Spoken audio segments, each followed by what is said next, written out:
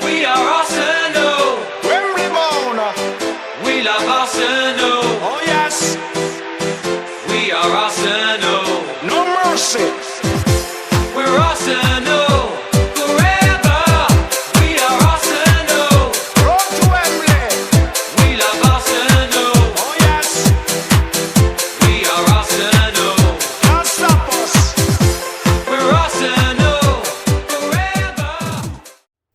ሰላም እንደምናላችሁ ክቡራን የመድፈኞቹ ቤተሰቦች አርሰናል ትናንትና ምሽት በዌስት ለንደን በምዕራብ ለንደን በስታንፎርድ ብሪጅ ወደ ቼልሲ ስታዲየም አቅንቶ ቼልሲን 3-2 በማሸነፍ ወደ ካራባ ካፕ የሚቀጥለው ዙር ለማለፍ የፋይናል ጨዋታ ለማለፍ ኦልሞስት 75% ድሉን አስፍቷል። አድቫንቴጅ ይዞ ወደ ኤሚሬትስ ይመለሳል። ከ3 ሳምንት በኋላ የመልሱ ጨዋታ በኤሚሬትስ ይከናወናል። ለዛ ጨዋታ የሚሆን በጣም በቂ የሚመስል ውጤት ማስመዝገብ ይችላል። ጨዋታው ከዚህ በላይም ሊሰፋ ይገባ ነበር። የነጥብ የጎል ልዩነቱ ግን ቶታሊ አርሰናል ጨዋታው ማሸነፍ ይችላል። ስለ ጨዋታው ብዙ ሀሳቦች ልናነሳ ነው። በጣም ብዙ ሀሳቦች እናነሳለን። ተወዳጆቹ የመድፈኞቹ ቤተሰቦች በጨዋታው ስለነበሩ አስደናቂ ፐርፎርማንሶች ቪክተር ኬሬሽ፣ ማርቲን ዙቢሜንዲ፣ ዊሊያም ሳሊባ በጣም አስደናቂ ፐርፎርማንሶች እናነሳለን። ደግሞ ልንተቻቸው የሚገቡ ፐርፎርማንሶች አሉ።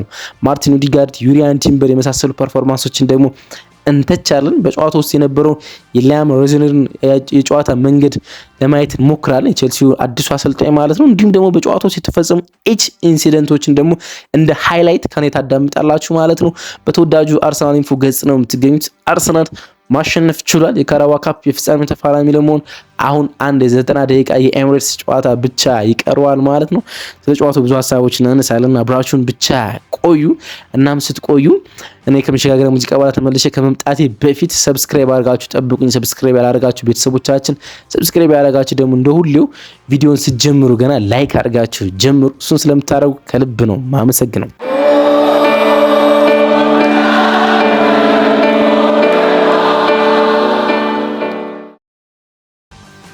አርሰናል እንግዲህ ለንደን ውስጥም ቢሆን ወደ ምዕራብ አቅንቶ ወሳኙን አድቫንቴጅ መውሰድ ይችላል። በሚቀጥለው 3 ሳምንታት በኋላ በኤሚሬትስ የመልስ ጨዋታ ከመከናወኑ በፊት አድቫንቴጅ ይዞ መጥቷል። በኤሚሬትስ የ2 ጎል አድቫንቴጅ ወይንም በ2 ጎል ልዩነት መሸነፍ ይጠበቅበታል። ያ ደግሞ የሚሆን አይመስልም። አርሰናል በሜዳው እንደዛ የመፈጠር እድል የለውም። ስለዚህ ትልቁን አድቫንቴጅ ይዞ መጥቷል። ጨዋታው ሚካኤል አርቴታ ከጨዋታው በኋላ እንዳለው 4-1 ወይም ደግሞ ከዛ በላይ በሆነ ውጤት መጠናቀቅ ይገባው ነበረ። ምክንያቱም የአርሰናል ኤክስጂ ብቻ ከ2.9 በላይ ነው፣ ግን የቼልሲ 0.6 ነው። ከዛ ነው 2 ጎሎችን ማግኘት የቻሉት። በጠቅላላው በጨዋታው ፐርፎርማንስ ውስጥ የአርሰናል የላቀ ነበረ፣ ግን በአንዳንድ የጨዋታው ሞመንቶች ውስጥ የፈጠሯቸው የትኩረት ማጣቶች አሌሃንድሮ ጋርናቾ 2 ጎሎች እንዲያስቆጥሩባቸው ምክንያት ሆኗል።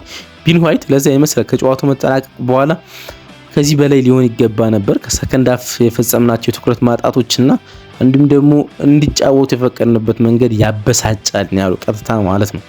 እንደዛ ብሎ ነበር የገለጹ። ጨዋታው ግን ቶታሊ አርሰናል ዶሚናንስ ነበረ በቼልሲ ላይ በተለይ በጎል ሙከራዎች እናም በታክቲክ ሊያም ሮዝነርን አዲሱን የቼልሲን አሰልጣኝ ሚካኤል አርቴታ ፍጹም በልጦት ተመልክተናል።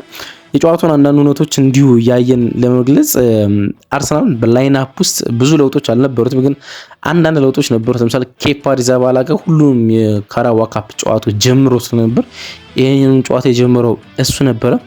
የግራ ፉልባክ ላይ ሪካርዶ ካላፊዮሪ ጉዳት ላይ ነው የሚገኘው። እንደሚታወቀው ደግሞ ፒየሩን ካፒዮ ከሱ ጉዳት በኋላ በዛ መስመር ሲጫወት የነበረው ጉዳት ላይ ነው የሚገኘው። እናም ሉዊስ ማይሊ ስኬሊ በባለፈው የፕሪሚየር ሊግ ጨዋታ ሲጀምር ተመልክተው ነበር፣ ግን ሚካኤል አርቴታ ተጫዋቹ ላይ እምነቱን እንዳጣ ተመልክተናል። ደግሞ እኛ ሜዳ ላይ ባለፈው እንዳስተዋሉ ነው ብዙ የኳሊቲዎችን እና በራስ መተማመኖችን ሉዊስ ማይሊ ስኬሊ እንዳጣ መናገር ይቻላል። እና ሚካኤል አርቴታ የተጠቀመው ዩሪያን ቲምበር ነበር። በቀኝ በኩል ደግሞ ቢን ዋይት ነበር። የቢን ዋይት ማጥቃት ሙሉ በሙሉ ተመልሷል ማለት ይቻላል።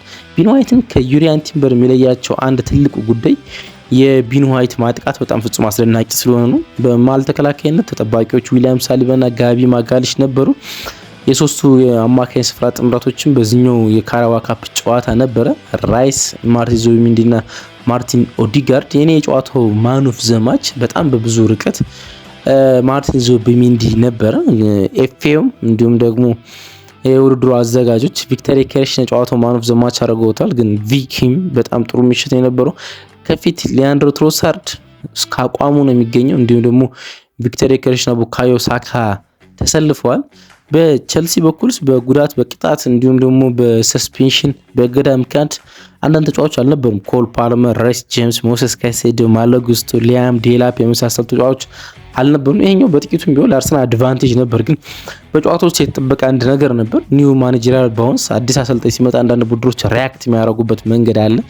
እናም ቼልሲ ከ5 ተከታታይ ጨዋታዎች በኋላ ነበር ለመጀመሪያ ጊዜ ባለፈው ቻርልተን አትሌቲክን በኤፍኤ ካፕ ሶስተኛ ዙር ጨዋታ 5-1 አሸንፎ ነበር። እናም የአዲሱ አሰልጣኝ ሜንታሊቲ የማሸነፍ ሜንታሊቲ በተጫዋቾች ውስጥ ተጋብቶ የኒው ማኔጀሪያል ባውንስ ወይም ደግሞ ለአዲስ አሰልጣኝ የሚሰጥ ሪያክሽን ይኖራል ተብሎ ተጠብቆ ነበር። እናም በሜዳቸው ስታንፎርድ ብሪጅ ከአርሰናል ውድ ነጥብ እናም አድቫንቴጅ ወስዶ ወደ ኤምሬት ይመጣል ተብሎ ተጠብቆ ነበር፣ ግን ፍጹም አልሆነም። ሊያም ሮዘነሪ በውጤቱ ተደስቻለሁ። በደንብ በተጫዋች ፐርፎርማንስ በፕሬሲንጋቸው ባሳዩት ነገር በሙሉ ተደስቻለሁ፣ በውጤቱ ግን ደስተኛ አይደለሁም ሲል ለመግለጽ ሞክሯል። ብዙ ማብራሪያዎችን ሰጥቷል። እስኪ ኤች ዲቴይልስ ጨዋታውን እየተመለከት ነው አንዳንድ ነገሮች እናንሳ። እንግዲህ የመጀመሪያው አርሰናል ጎል የተቆጠረው በመጀመሪያው ጨዋታ ክፍለ ጊዜ ነው። 7ኛው ደቂቃ አካባቢ ላይ የቢን ዋይት ጎል የተቆጠረው ዲክላን ራይስ ከግራ ከተለመደው አንግል ላይ ኮርና አሻማው። ኮርናው የተገኘበት ጥረት ነው በጣም የሚደንቀው ማለት ነው። ኮርናው የተገኘው ዩሪያን ቲምበር ፍጹም ያጣውን ኳስ በሸርተቴ ለመንካት ሞከረ። ያንን ካን ኳስ ቻሉባ አስወጣው። ከዛ ያ ኮርና ኳስ ነው ከዲክላን ራይስ ተሻምቶ ቢን ዋይት ያስቆጠረው። ቢን ዋይት ኳስ ያስቆጠረው የታይሚንግ ስህተት ነበረው። ሮበርት ሳንቼዝ የቼልሲ ግብ ጠባቂ ኳሱን ለመንካት ወጣ፣ ግን አላገኘውም። ስለዚህ ለቢን ዋይት ጎሉን ማስቆጠር በጣም ቀላል ነበረ። ቢን ዋይት ዋን ቱ ማን ማርክ አድርጎት ከነበረው ዣኦ ፔድሮ ያመለጠበት መንገድ ግሩም። ይሄኛው 24ኛ የሴት ፒስ ጎል ነው በዚህ ውድድር ዓመት። ስለዚህ ድንቅ ነው። የቼልሲ አሰልጣኝ ሊያም ሮዘነሪ ከጨዋታው በኋላ በዚህ በሴት ፒስ ኳስ አርሰናል ለመቆጣጠር ልምምዶችን ሰርተን ነበር፣ ግን በቂ እንዳልነበረ ተመልክተናል ብሏል። አርሰናል ከዚህም በላይም ሊያስቆጥር ይገባው ነበር። የሴት ፒስ ኳስ ቼልሲዎች ሲከላከሉ ፍጹም ደካማ ስለነበሩ የኤንዞ ፈርናንዴዝ ከሳጥኖች የተደረገ ሹት እና ኬፓ አሪዛባላጋ ያስቀረው በመጀመሪያው ጨዋታ ክፍለ ጊዜ ውስጥ ከነበሩ ድንቅ እንቅስቃሴዎች አንዱ ነው። 15ኛው ደቂቃ ላይ የዩኬሬሽን በጣም ቆንጆ ሙከራ እናገኛለን። በማጥቃቱ በጣም እንደሚሳተፍ ይታወቃል። የዲክላን ራይስ ሜዳ ላይ መኖር ዙቢሜንዲ ብዙ ነፃነት እንደሚሰጠው ይታወቃል። እናም ወደ አንግል ሩጦ ኳስ ተቀበለ ወደ ቀኝ መስመር። ከዛ በኋላ ብቻውን በሳይድ ውስጥ በግራ ሳይድ ውስጥ ሲሮጥ ለነበሩ ቪክቶሪ ዮኬሬሽ ሰጠው። ግን ኳሱን ሲሰጠው ከፊት ለፊቱ ሳይሆን ከጀርባው በኩል ሰጠውና የማርቲን ዙቢሜንዲ አንቲሲፔሽን ልክ አልነበረም እና ዮኬሬሽ ኳሱን ለመያዝ ተቸገረ። ግን ኳሱን ያዘው። ከዛም በጣም ጥሩ ሙከራ አረገ። ይሄ የጨዋታው 25ኛው ደቂቃ ክፍለ ጊዜ ላይ ሲደርስ የዙቢሜንዲ በጣም ግሩም በጨዋታው ውስጥ ከተመለከተናቸው በጣም ውብ ሙከራዎች አንዱን ተመለከትና ኦዲጋርድ ቅጣት ምት አሻማ።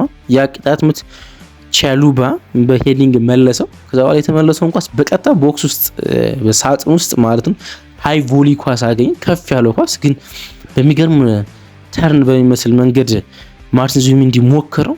በጣም በግቡ አናት ወይም በግቡ አግዳሚ አናት ላይ ነው ታኮ ይወጥ። ይሄ በጣም ግሩም የጨዋታው ክፍለ ጊዜ ነበር። የጨዋታው ክፍለ ጊዜ ሞመንት ነበር ማለት ይቻላል። ቢገባ በጣም ውብ ጎል እንመለከት ነበር። ለፒቲቲ እንኳን የሚታጭ አይነት ለፊፋ ምርጥ ጎሎች እንኳን የሚታጭ አይነት ጎል ማለት ነው። 30ኛው ደቂቃ አካባቢ ላይ ኬፓ አሪዛባላጋ በጣም ግሩም ሴቭ ነበሩ። ኢስቲቫዮ በጣም ጥሩ ሙከራ ነበር ያረገ ማለት ይቻላል። ቲምበር ከፊት ለፊቱ ነበር፣ ግን የቲምበርን አቋቋም ኢስቲቫዮ በጨዋታው ውስጥ ከቲምበር ፍጹም የተሻለ ነበር።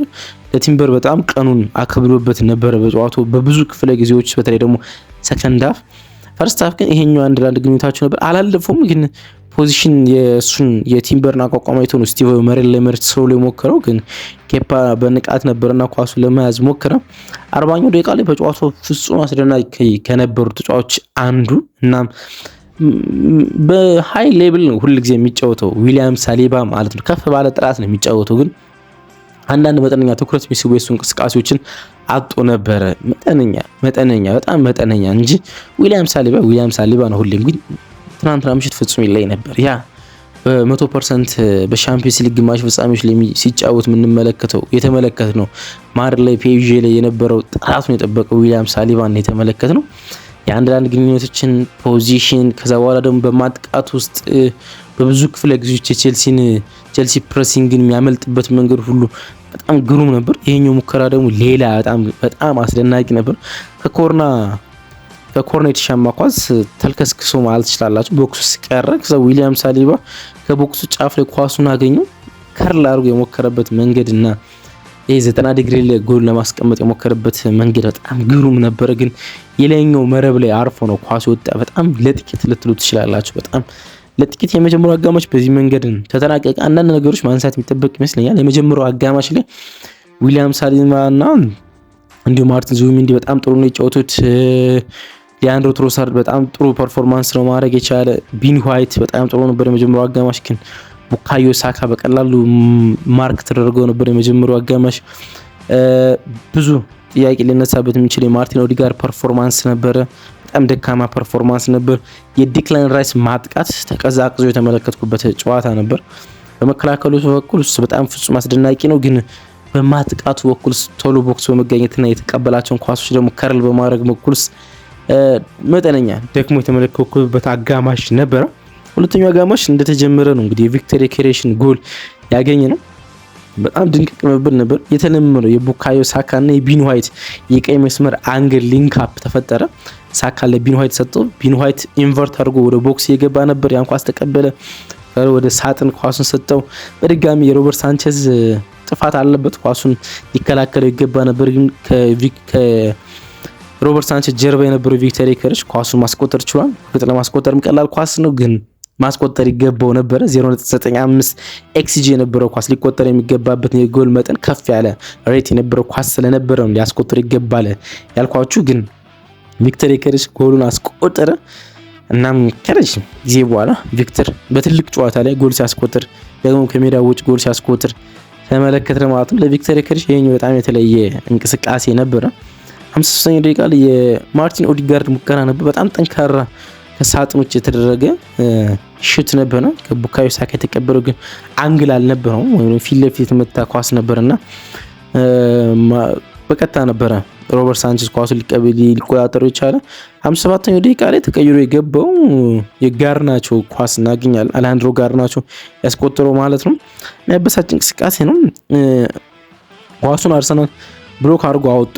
ማጋሊሽ ይመስለኛል ኳሱን አወጣ። ስለዚህ አርሰናል ወደ ማጥቃት እንቅስቃሴ የመጣ ነበር። ዲፌንሲቭ ኦርጋናይዜሽኑ ወደ ማጥቃት ሽግግር የተቀየረ ነበር። ግን ፊቱን ዙሮ ኳሱን የተቀበለው ማርቲን ኦዲጋርድ በኤንዞ ፈርናንዴዝ ዲስፖስ ተደረገ፣ ተቀማ። ከዛ በኋላ ያን ኳስ ከዣኦ ፔድሮ ጋር ተጫውተው ዣኦ ፔድሮ ኳሱን ወደ መስመር አወጣው። መስመር ላይ የነበረው ፔድሮ ነው ክሮስ አደረገው። ወደ ፋር ፖስት ነበር የጣለው። ለምን እንደሆነ አላውቅም። ፋር ፖስት ላይ በቂ ሰው አልነበረም በአርሰናል። ቤን ዋይት፣ ዊሊያም ሳሊባ ፖዚሽናል ልክ አልነበሩም። ከዛ በኋላ አሌሃንድሮ ጋርናቾ ኳሱን ማስቆጠር ቻለ ማለት ነውና ኳሱን ኬፓ አሪዛባላጋ ሊቆጣጠሩ በተገባ ነበረ። ግን ያን ያህል ደግሞ የሚተችበት እንቅስቃሴ አልነበረም። እናም ጋርናቾ ኳሱን አስቆጠሩ። ጎሉ ከተቆጠረ በኋላ የቼልሲ ኢነርጂ ከፍ አለ። እናም ጨዋታው ላይ ተጨማሪ ጎል የማስቆጠር ፍላጎት ቼልሲዎች አደረባቸው። በዛ ምክንያት ይመስላል 66ኛው ደቂቃ ላይ ሊያንድሮ ትሮሳርድ በማርቲኔሊ እንዲሁም ማርቲን ኦዲጋርድን በሜሪኖ ቀየረው። ይሄኛው ቀየር ከተደረገ በኋላ አርሰናል በድጋሚ ጨዋታውን በፈለገው መንገድ ኮንትሮል ሲያደርገው ተመለከተን። በተለይ ሚካኤል ሜሪኖ በደንብ ጨዋታውን ኮንትሮል ሲያደርገው ተመለከተን። ማርቲን ኦዲጋርድ መቀየሩ በጣም በተገባ ከዚህኛው ደቂቃም ከፍ ባለ ደቂቃ ላይ በ50 ምናምንኛው ደቂቃ ላይ መቀየር በተገባው ነበር። ግን አሁንም በድጋሚ ኤብሬቼ ኤዜ ተቀይሮ ሲገባ አልተመለከትነውም፣ ወይም ደግሞ ወደ ጨዋታ ውስጥ አልገባም። ሚካኤል ሜሪኖ የገባ። አሁንም በኤብሬቼ ኤዜ እና በሚካኤል አርቴታ መካከል ያለ ነገር ምን እንደሆነ እና ምን እንዳጣበት በእርግጠኝነት መናገር አይቻልም። ወርዷል በጥቂት ቢሆን ባለፈው እንደተመለከት ነው። ግን ምንም የጨዋታ ክፍለ ጊዜ እያገኘ እንዳልሆነም መናገር ይቻላል። ሁለተኛው አጋማሽ ለቡካዮ ሳካ በጣም ጥሩ ነበር። የበዙ ፋውሎች ተፈጽመውበታል። በጣም የበዙ ፋውሎች። ቻሉባ ተቀይሮ የገባው ማማርዳሽቪሊ አይደለም፣ ባሪያሽሊ፣ ኩክሬላ፣ እነዚህ ሁሉ ተጫዋቾች ቡካዮ ሳካ ለጥፋት መንፈጸም ብቻ ቢጫ ካርድን ሲመለከቱ ተመልክተናል እና ብዙ ጥፋቶች ነበሩ። ይሄ የአርሰናል ወደ ጨዋታው መመለስ ነው። ሚካኤል ሜሪኖ ጨዋታው ማኔጅ ማድረግ ዙቢሜንዲ ጎል መገኘት ትልቅ የላቀ ድርሻ አለው። በጣም ውብ እንቅስቃሴ ነበር። ውብ ይሄን ጎል ፈልጋችሁ ተመለከቱ። ጨዋታውን ያላያችሁ አድማጮቻችን በጣም ደስ ይለኛል። ፈልጋችሁ ተመልከቱት። ሳካ ከሜሪኖ ጋር ተጫወተ ኳሱን። ሜሪኖ በጣም ጥሩ ስሩ ቦል ከዮኬሬሽ ጋር ተጫወተ። ዮኬሬሽ ቦክስ ውስጥ ፊቱን ዙሮ ነበረ ኳሱን የተቀበለው በአስቸጋሪ ሁኔታ ውስጥ። እናም በዛ እንቅስቃሴ ውስጥ ዋን ተች አድርጎ ከዙቢሜንዲ ጋር ተጫወተ። እናም የኬሬሽ ይሄኛው አሲስት ነው በጨዋታው የተመዘገበለት። ደግሞ ጥሩ እንቅስቃሴ ነበር። ዙቢሜንዲ በግራ እግሩ ነው ኳሱን ፈርስት ቦል በቀኝ እግሩ ነበረ ወደ ግራ እግሩ ወሰደው። ከዛ በኋላ ቃጠው ፎፋናን ኦልሞስት አስዳነሰው ማለት ይቻላል።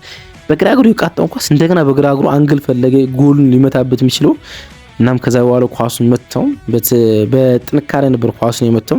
ግሩም ጎል ነው ማስቆጠር የቻለው። እንቅስቃሴው ኳሱን የመጣበት ወደ ቦክስ የመጣበት መንገድ ሁሉ ያምራል። ከዛ በኋላ ዙቢሜንዲ የጨረሰበት በደካማ እግሩ ኳሱን ቃቶ ከዛ በኋላ አንግል ፈልጎ ጎል የመታበት መንገድ ሁሉ ግሩም ስፓኒያርድ መሆኑን የተመለከትንበት ነው። በጣም አስደንቆኛል። በጨዋታ ውስጥ የነበረው ፐርፎርማንስም የላቀ ነበረ ከዚህ ጎል ውጭ ማለት ነው። 75 ደቂቃ አካባቢ ላይ ሌላ ቼልሲ የተረፈበት አጋጣሚ ነው። ጨዋታው ይሄኛው ወደ 4-1 ሊመጣበት የሚገባና ቼልሲ ሙሉ በሙሉ ሊፈራርስበት የሚገባ እንቅስቃሴ ነበረ። ሚኬል ሜሪኖ በእንቅስቃሴ ውስጥ የነበረውን ኳስ ብቻውን ከበረኛው አግኝቶት ነበረ፣ ግን መተው የመታበት መንገድ አንግል በጣም ትክክለኛ ነበረ። ሮበርት ሳንቼዝ ወደ ቀኝ ሊወድቅ ሲል ኳሱን ወደ ግራ ነበር የመተው ሚኬል ሜሪኖ በቀኝ እግሩ፣ ግን በእግሩ ጫፍ ላይ በቀረችው የእግሩ ጫፍ ላይ ነካውና ወጣ። በጣም የሚያስቆጭ እድል ነበር። ይሄኛው ጨዋታውን ወደ 4-1 በቀጥታ ያመጣው ነበረ።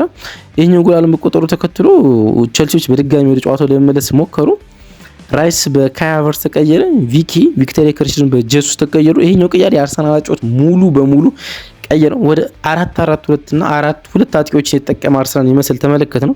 ጄሱስና ካይ ሃቨርትዝ የተጠቀመ ይመስል፣ ግን ካይ ሃቨርትዝ አጥቂ ብቻ ሲሆን ደግሞ ወደ ኋላ እየተመለሰ ማርቲን ኦዲጋርድ የነበረበት ስፔስ ላይ የሚገኝ ሆነ።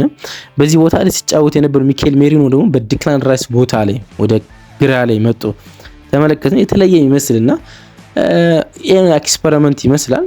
ካይ ሃቨርትዝን ከቪክተር ዮኬሬስ ጋር ማሰለፍ እንደሚቻል የሚያሳይ ኤክስፐሪመንት የሞከረ ይመስለኛል ሚኬል አርቴታ። ይሄኛው ቅያሬ ከተከናወነ ከጥቂት ደቂቃዎች በኋላ ሊያንድሮ ጋርናቾ ሌላ ከኮርና የተመለሰን ኳስ ማስቆጠር ቻለ። ኮርና ነበረ። ኮርና የተገኘበት መንገድ ከዚህ በላይ በጣም ያበሳጭ ይመስላል። ስቲቫዮ ከዩሪያን ቲምበር ጋር በጣም ሚስማች ነበረ። ዩሪያን ቲምበር ስቲቫዮን ለመቆጣጠር በጣም ተቸግሮ ነበር፣ በተለይ ደግሞ ሰከንድ ሃፍ። እናም ኮርናው የተገኘ በዚህ መንገድ ነው።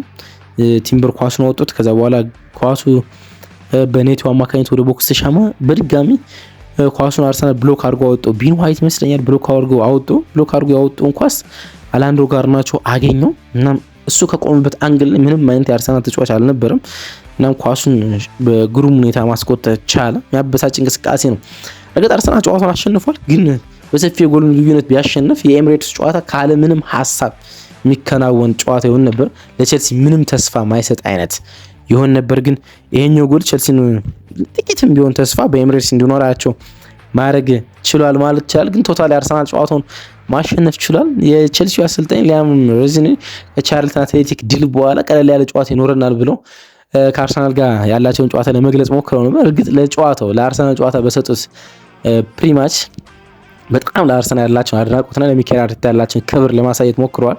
ግን እንዳልኩት በመጀመሪያው ፕሬስ ኮንፈረንሳቸው ብዙ ዲስሪስፔክት ያለው ኢንተርቪው ይመስል ነበረ። ግን ሚኬል አርቴታ በቂውን ምላሽ የሰጠ ይመስለኛል። እናም አርሰናል በጨዋታ ውስጥ በጣም በብዙ አጋጣሚዎች መልካም ነበረ። ጨዋታውን በማዘግየት ውስጥ ቼልሲዎች ሙከሮች እንዲያደርጉ ማድረግ ውስጥ በጣም ጥሩ ነበር። ኬስ በሁለት አጋጣሚዎች ፈጥረዋል። በፈጠሩባቸው አጋጣሚዎችም ደግሞ ጎል ለማግኘት ችለዋል ማለት ይቻላል። በጨዋታ ውስጥ ቶታሊ ማርቲን ዙቢሜንዲ በጣም ፍጹም አስደናቂ ፐርፎርማንስ ነበረው። ሊደነቅ የሚገባ ፐርፎርማንስ ነበረው። ዊሊያም ሳሊባ በጣም አስደናቂ ፐርፎርማንስ ነበረው። ቤንጃሚን ዋይት በጣም ጥሩ ፐርፎርማንስ ነበረው። ሊተች የሚችሉ ፐርፎርማንሶች ነበረ። አንደኛው የዩሪያን ቲምበር ነው። ሁለተኛው ደግሞ የማርቲን ኦዲጋርድ ፐርፎርማንሶች መልካም እንዳልነበሩ ማንሳት ይቻላል። ቅዳሜ ሌላ ጨዋታ ሌላ ከሜዳ ውጭ የሚደረግ ጨዋታ እናከናውናለን። ወደ ሲቲ ግራውንድ እናቀናለን። ከኖቲንጋም ፎረስት ጋር እናደርጋለን። 4 ተካታይ ከሜዳችን ውጭ ጨዋታ እናከናውናለን ተባብለን ነበር።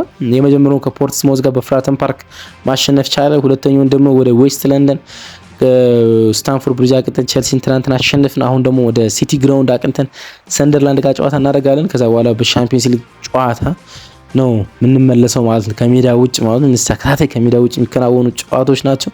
ወደ ሜዳችን ስንመለስ በኤሚሬትስ ከማንቸስተር ዩናይትድ ጋር ነው የምንጫወተው ከ2 ሳምንት በኋላ ማለት ነው። አርሰናል አሸንፏል። እናም ለፍጻሜው ፍጹም ተቃርቧል ማለት ይቻላል። በጣም ፍጹም ተቃርቧል ማለት እንችላለን። ከ4 የሰሚ ፋይናሊስት ሽንፈቶች መውደቆች በኋላ አሁን የሚያልፍ ይመስላል። ደግሞም ሚኬል አርቴታ በዚህ ውድድር ውስጥ 2 ለግማሽ ፍጻሜ በቅቶ ነበር። 2022 ላይ በሊቨርፑል ተሰናበተ። 2025 ባለፈው የውድድር ዓመት በኒውካስል ተሸነፈ። አሁን ግን ኦልሞስት 75% ወደ ቀጣዩ ዙር አልፏል። ምክንያቱም የመልሶ ጨዋታ ኤሚሬትስ ላይ ነው። ኤሚሬትስ ላይ ደግሞ አርሰናል ዘንድሮ ሽንፈት አያውቅም። ስለዚህ ኦልሞስት ወደ ዊምብሌው የፍጻሜ ካራባኦ ካፕ ጨዋታ እንደደረሰ ማሰብ ይቻላል።